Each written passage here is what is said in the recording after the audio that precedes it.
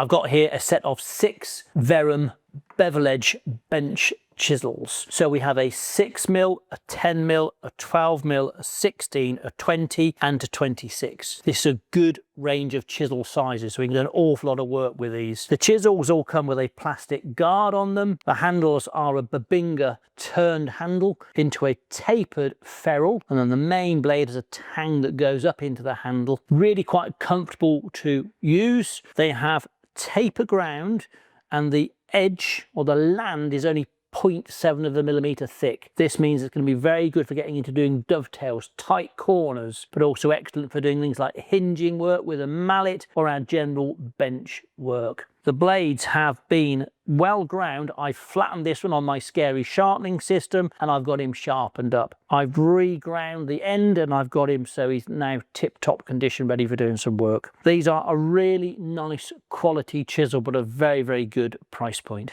For more information on our Verum chisels, check us out at woodworkersworkshop.co.uk. Look us on Facebook, Instagram and on our YouTube channel.